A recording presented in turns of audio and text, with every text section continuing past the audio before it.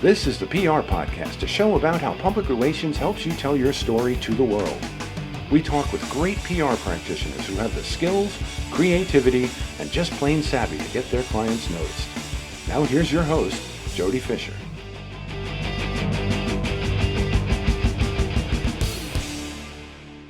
Hey everyone, and welcome to the PR Podcast. I'm Jody Fisher. Thanks for joining us. Well, have you got yourself your PR podcast plug yet? I don't know about you, but as a PR person, I'm great at promoting my clients and I'm horrible at promoting myself. And I think that's shared across a lot of the PR people that I've talked with. The PR podcast plug is the easiest way for you to plug the thing that you love to do. It's not your 9 to 5, like we've said in the past. It is your passion project. It's your blog, it's your website, it's your TikTok, it's your YouTube channel where you play like bad guitar covers. It's whatever that thing is that sort of gets your juices flowing off of your 9 to 5, right? So, and we love to share things about ourselves and we love to share things about each other. So send us your PR podcast plug. Let us plug you and the cool stuff that you're doing in your off hours. Send an email, probably the best way now, to jody@jodyfisherpr.com. That's the new website. Well, it's the old website, but it's the new email address. So jody@jodyfisherpr.com, and that's Jody with a Y. And we'll get you your PR podcast plug in an upcoming episode. Now on with our show today, a guest I've been looking forward to talking with for a while. Named one of the most dynamic women leaders ruling the industry in the 2022 edition of CIO Times Magazine, Whitney Lee is a force in the public relations industry. Founded in 2015, her recently rebranded agency, True Story Public Relations, is an award-winning firm focused on hospitality, travel and tourism, products and services. Whitney is an experienced strategic storyteller, earning media coverage through social media, PR, email marketing, and more. She's based in Florida, where her team serves clients across the nation as well as internationally, and her entrepreneurial endeavors also include real estate and startup investments. Whitney, welcome to the PR Podcast. Hey, Jody, I'm so excited to be here. Thanks for having me. I have been an admirer from afar, and that's not meant to sound creepy at all, but of all your work. I've watched you rebrand your agency. I've watched you make terrific announcements. Let's talk about rebranding. You recently went through that. Take us from the old name to the new name, why you did it, and sort of how it's been going. Yeah, absolutely. Okay, so the agency was named Socially, like social Lee, like a little play on my last name, socially PR and digital media. And that's been for several years now.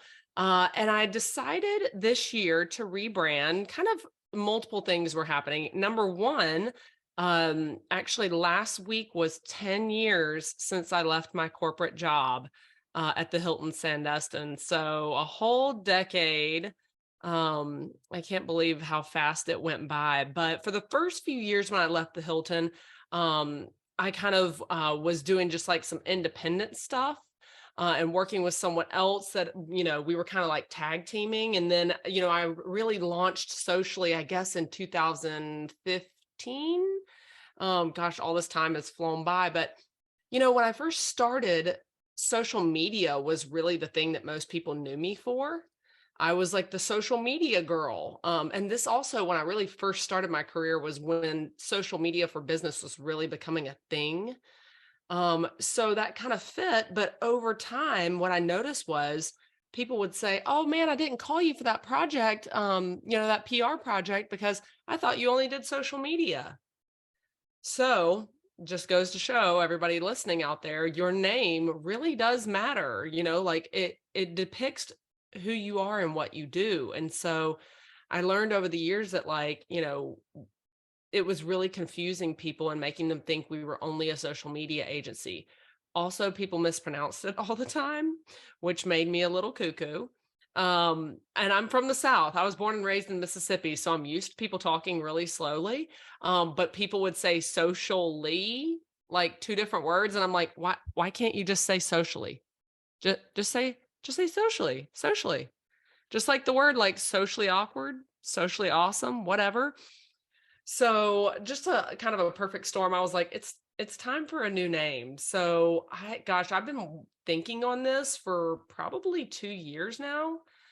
But it's kind of like, in my opinion, naming your business is like naming a baby, it's not something you're going to change overnight, and really, you really probably don't want to rebrand for 5 to 10 years, changing your name is a thing. So I knew that it had to be something that felt really, really good to me. Um, and I don't know what hit me, but I was at a conference in Phoenix last fall and it just hit me and it was like, true story. That's it. I just thought that was really true to what we do. Everything we do, and you know this, Jody, everything we do is about storytelling, and also, one thing that we push really hard on our clients now is um, like transparency and authenticity, because people in the world today are so sick of fake. We see the fake images on Instagram and all the models with all their filters, and we see food photos that are overly edited, and the food doesn't look like that when you get it, at the restaurant. People are tired of fake. And so, the businesses and brands that we work best with are those that are not afraid to just be authentically themselves. And I think that's when you really build, like a loyal brand following, is when you tell your true story. So that's the long story of how we became True Story. So we just launched that in January. And it's been amazing. So I love that. I love that story. And I love how you push the clients to tell those true stories. I think in a post somewhere, you use the phrase, and I love this, brands with balls, mhm. which I think is so important in the work that we do to, to help our clients stand up and tell the story that they really want to tell in the way they want to tell. Yeah, I think businesses are so afraid to upset people. We live in this culture now of I'm offended, everyone's offended. But I think sometimes if I mean, you never want to set out to offend people. That is not the goal of what we do in public relations at all. But sometimes I think if you're really going to stand up for what you believe in, that's going to offend somebody. You know that. You can't please everybody. It's so I almost feel like if you aren't ruffling feathers at somewhere along the way, are you really standing up for what you believe in? I don't know. That's just a question to throw out there. But again, not leading with the idea of trying to upset people, but I think it's, I mean, look at some of the brands like Tom's. They felt so passionately about helping these children in Africa, to get shoes, that their entire business was driven off that. And people who, that's why people started buying Tom's, was because of their mission. So people want to align with businesses and brands that are doing good things. Yeah, couldn't agree more. It can be challenging though, having that conversation with some clients who, let's say maybe they might be a little, I don't want to use the word scared, but like apprehensive about, like you said, either offending someone or being too forceful with the story, or being too loud with the story, or however they want to position the negative. How do you have that conversation with clients to encourage them to go after that message, that authentic message that they want to tell? Well, it's kind of like, how we always talk about niching down, even for ourselves as publicists. Like, the best way to grow your business is to niche down, right? And to be an expert at something. So that's what I try to communicate to our clients, is like, that's when you're really going to connect with the people that are your loyal brand ambassadors, right? When you speak, when your mission or your message speaks so deeply to their soul that they align with that, and they're like, oh my gosh, this is made for me. Okay. For example, I tell them, I'm like, what if I saw an ad or a social account or something, or a podcast that was like, this is a podcast for 36-year-old females that own a PR agency? I would literally be like, that's me. Like, wow, they're speaking directly to me. Like, that's me. That's how we want, our messages to come off from a business, like that their audience, their ideal customer feels so freaking seen that they're like, oh my gosh, I have to check this out, or I have to be a part of this. I have to support this business because those are my people, kind of thing. So it is scary for businesses because they see it as, I don't want to cut myself off from all this business out here. And I'm like, no, if you really niche down and you figure out your focus and your person and what makes them tick, that is where you'll grow exponentially rather than trying to cater to everybody. If you're speaking, isn't the old saying, if you're speaking to everyone, you're speaking to no one. So, and usually when I start positioning it that way, they're still scared, but they're like, okay, let's do this. Do you find that that men and women hear what you're saying there in different ways? Because I mean, I'm going to run with my theory here. I mean, we know this, that PR is mostly populated by women, right? Most people who work in PR are women. Guys are in the minority. Yet, I'm going to venture a guess. Maybe I'm wrong. You tell me your experience, that some of the people who are making the decisions about the budgeting, the spending, the approving, the planning and the messaging and all are probably guys. Is there a male female dynamic that needs to happen there? And how do you, or is there not, maybe prove me wrong. And how do you navigate that conversation if you've got, like this, huff and puff guy who's like, well, here's how I see it. I just want to be in the New York Times. I mean, we've had that, right? I want to be Yeah. in the New York Times. Why? So he can cut it out, hang it on his wall and show his wife. Yeah. Like, how do you have that conversation? Okay. So we do have quite a few male clients, but I will say, I think I'm kind of a unique situation because I've never been in a situation where I feel like a man won't listen to me, but that's also because I'm a very type A female that I'm pretty damn confident. You know what I mean? Like, and men don't usually question me, or people don't. I mean, I'm okay with being questioned. I'm not saying like I know everything by any means. But if I'm really confident and passionate about something, I don't think I've ever really felt a man trying to like belittle me.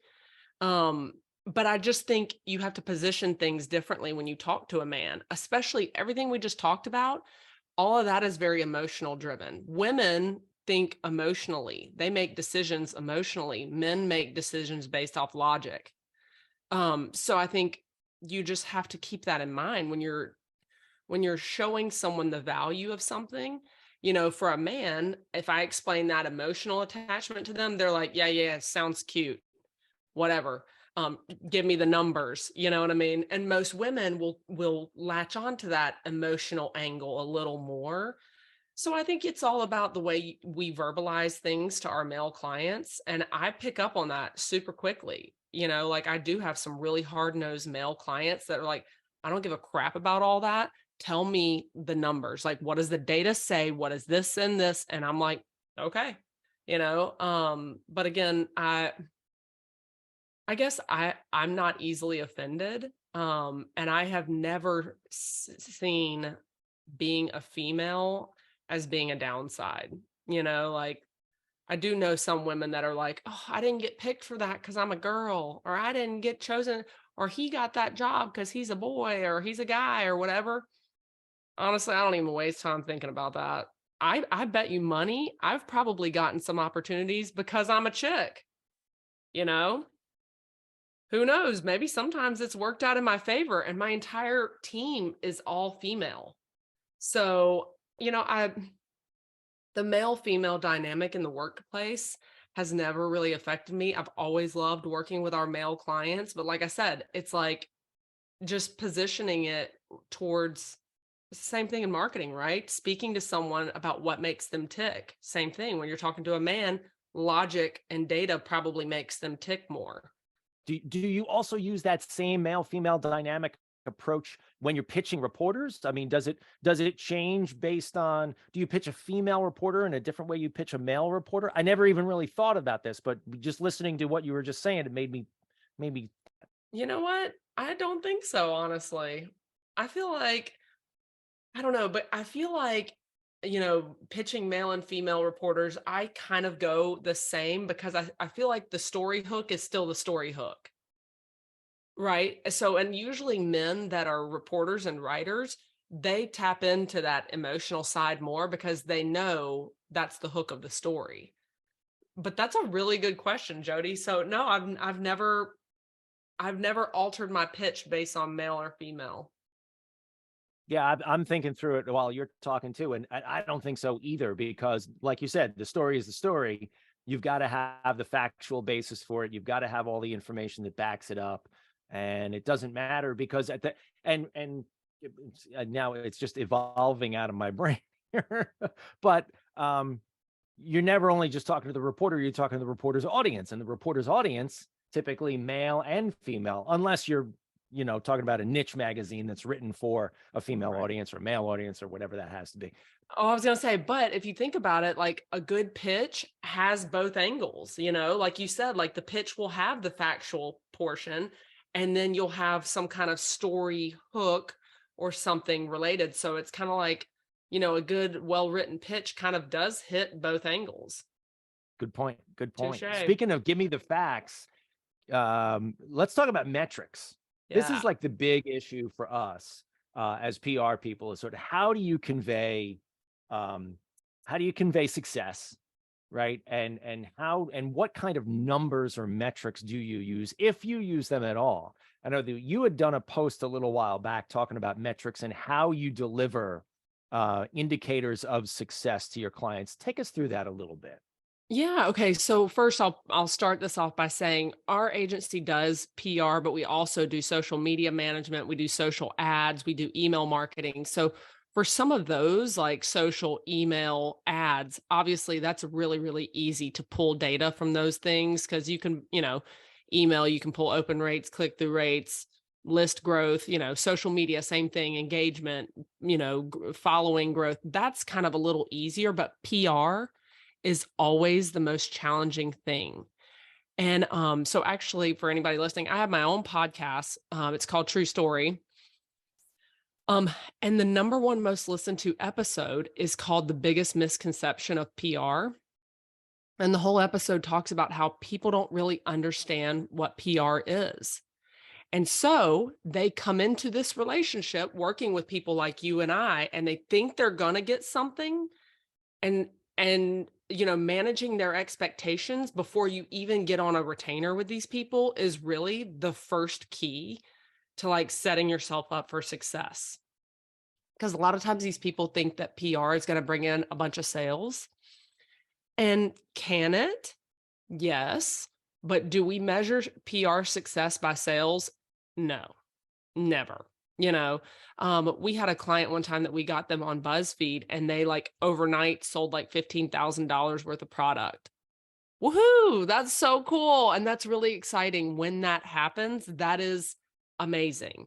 But I don't like to set clients up to think that that happens all the time. So I really try to explain to them that the way we report on social, email, all that, those are hard numbers and data that we can pull from platforms and systems. PR is more of a long game, and it's all about visibility. So when we score, editorial coverage, I mean, can you look at like the monthly readership or how many views that blog gets? Sure, you can look at that kind of stuff. But still, sometimes our clients are like itching for something to happen from it. Okay, we got featured in Forbes, so how many of our product did we sell? And again, it keeps, you got to keep going back to that, like, And a lot of times, if you're getting good PR, other things will be happening. You'll get more website traffic. You'll get more followers on social media. You'll get more people added to your email list. Things like that happen from good PR opportunities. But you have to train clients to see it that way, because their mind immediately, as a business owner, they go straight to ROI of like, okay, I paid her to do PR. How many dollars did I make from this? And you as a publicist have to really like change their brain into thinking like, this is building your reputation. This is getting you visibility. This is helping with website traffic, with email list growth. So it's really about, changing their way of thinking about PR in general. And I've had to turn away some clients because they're so driven off of, okay, but how many sales are we getting out of this? And I'm like, you should hire a salesperson. Yeah, right. Exactly. I got to imagine that almost starts, and you're right. It's a constant battle to continue to course correct people's expectations in that way. But I got to imagine too that that could start as early as, if not the onboarding process, even the process of winning the account. There are so many things that I will talk to a client about, even in that get to know you period when we're looking to win the account, and talking about how, just like you said, PR is not a direct line to your cash register. That's the phrase that I use, right? However, you should be able to see a byproduct of good PR when it happens. How early do you start having that conversation, and how frequently do you have that conversation? You just do it as it comes up, or you do it on a regular basis? Exactly what you just said. Like, the moment someone calls me and we're like courting them for potential like working together, I immediately just ask them, I'm like, what do what are your goals? What are you hoping to get out of a relationship? When you reached out to call me, what made you call me? What were you hoping to get out of this? And when they're like, I want more sales, then I'm like, okay, so yeah, PR is not for that.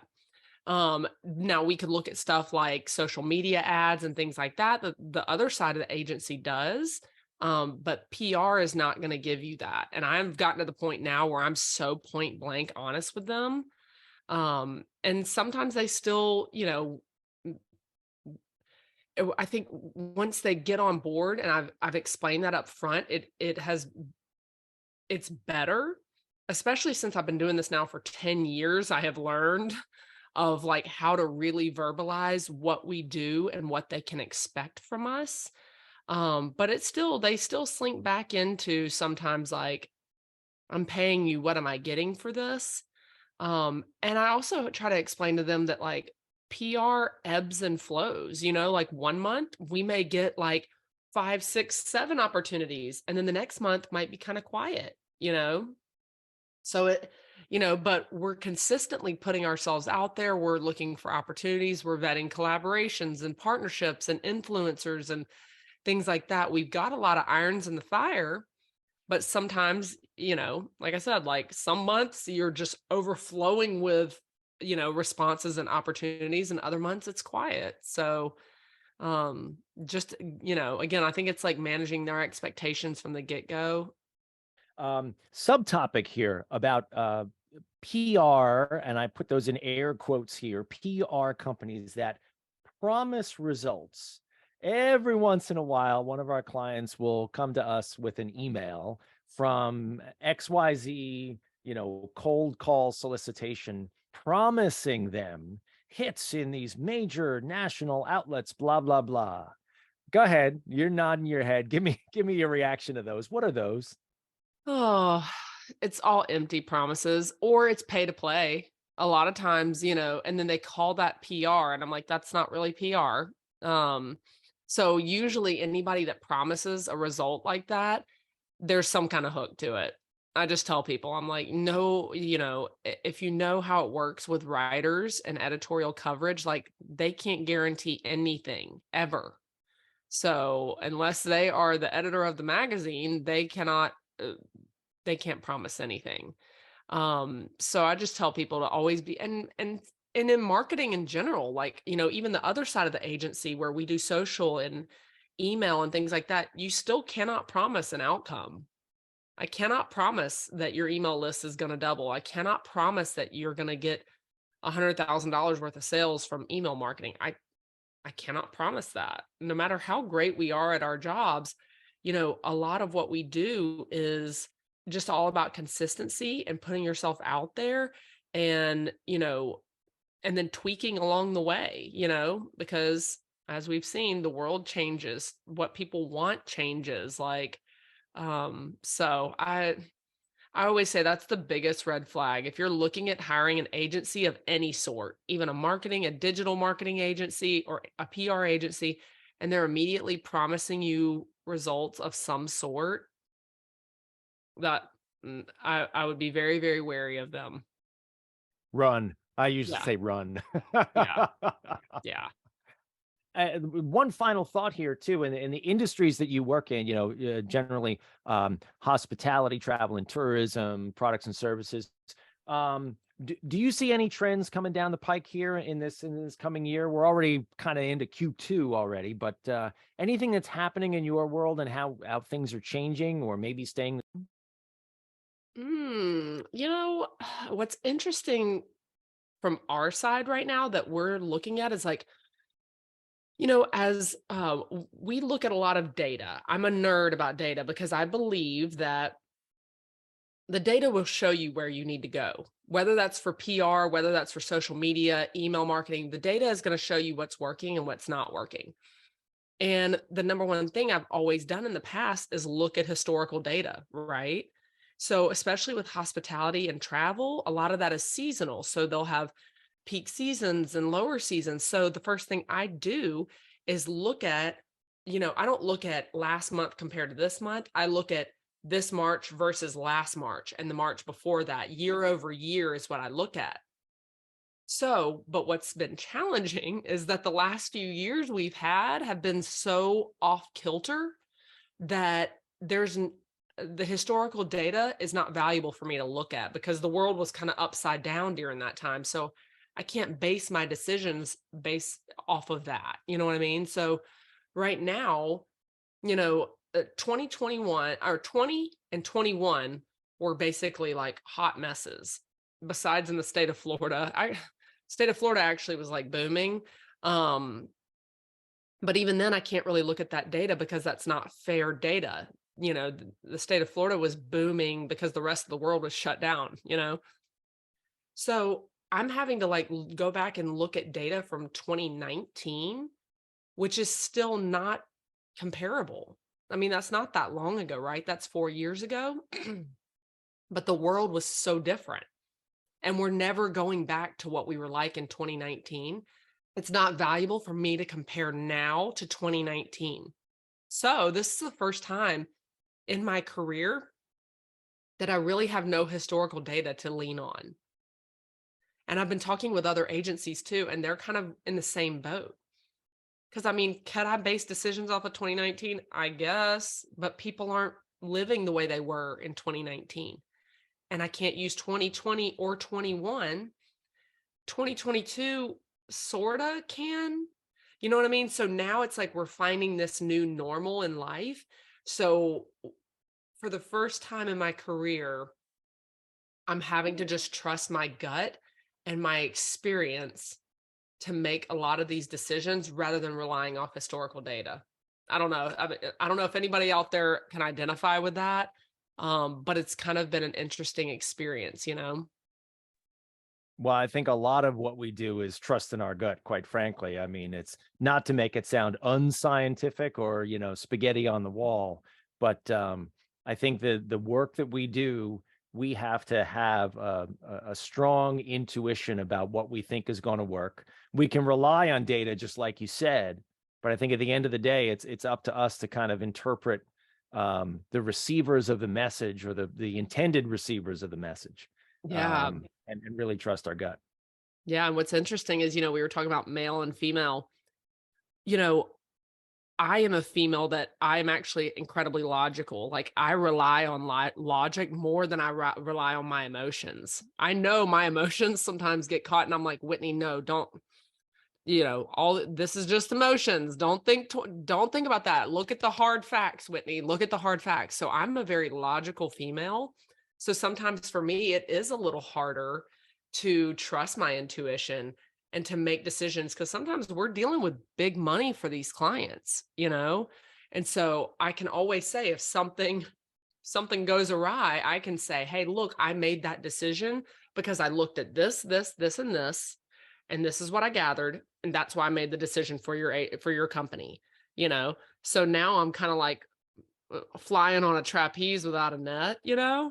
Uh, but haven't had any crash and burn yet. So I guess that just goes to show I need to trust my intuition, after 15 years or whatever, I need to trust my intuition that I do know what I'm doing.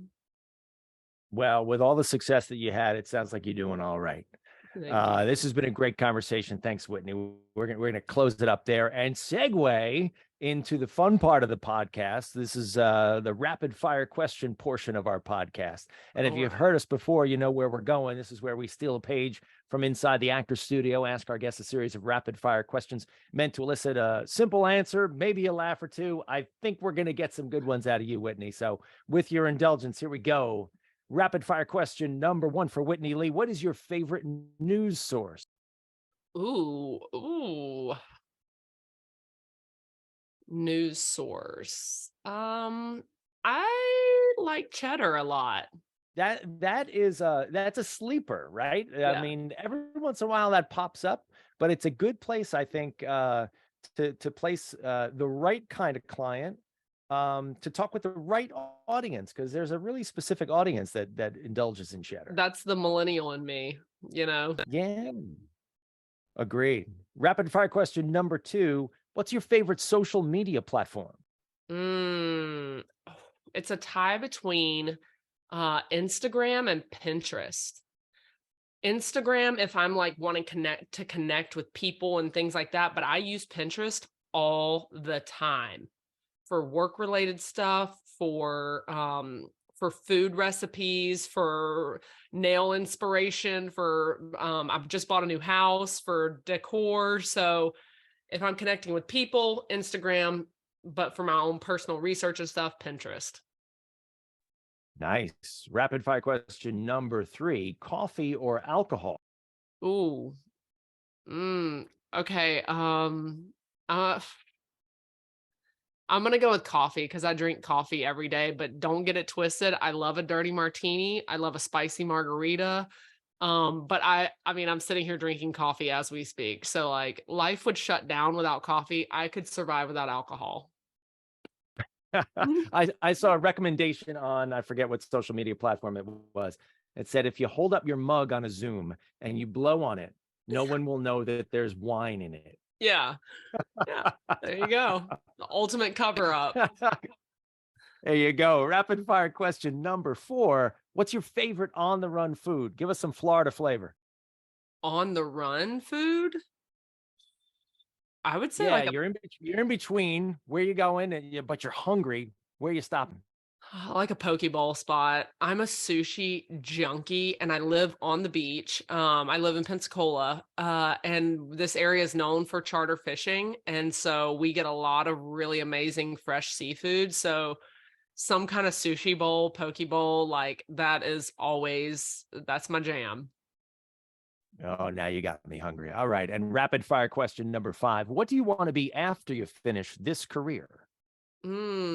After I finish this career, wealthy and relaxed. The exact opposite of working in PR, right? I'm sorry. Yeah, It's true. It's so true. I would love to, and I've done a little bit of this now. I would love to help coach other girls that are starting their PR agency. Because I thought when I first started it, I thought I would always just be like a little freelancer on my own.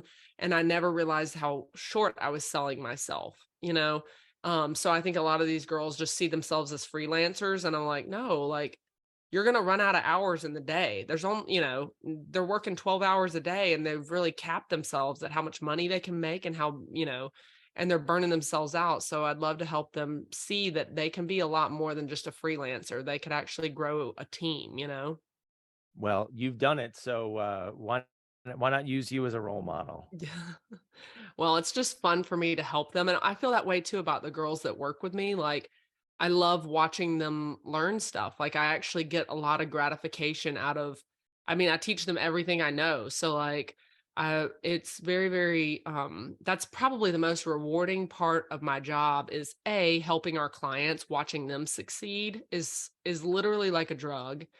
And number 2, watching my team members learn stuff and grow and like like knock it out of the park, when they finally like I see them and they get this confidence in themselves of like, oh my God, I did it. I didn't need Whitney for this. Like I did this, like that's really, really satisfying for me. Couldn't agree more. Whitney, this has been a great conversation. Thank you so much. Please let people know how they can find you and True Story PR online. Yeah, absolutely. So the best way to connect with me is probably through Instagram. My name is the Whitney Lee, Whitney Lee. And then also through LinkedIn, Whitney Lee, Lee. So, and then to find the agency, we're pretty much on all the platforms. You can find True Story PR, or you can also just go to our website. It's truestorypr.co, not .com, .co. Love it. Thanks again, Whitney, and thank you everyone for listening. Please remember to subscribe to the show. Connect with us on Facebook, Twitter, Instagram, and TikTok, as long as it's still there, at the PR Podcast. Send us a question or a comment. Our intro is by Christopher Appold. You can find him and his fantastic photography on Instagram at Christopher_APPOLDT. Check him out there and hire him for all your photography needs. You can find me online at Jody Fisher on all the socials and on the web at jodyfisherpr.com. We'll see you next time on the PR Podcast.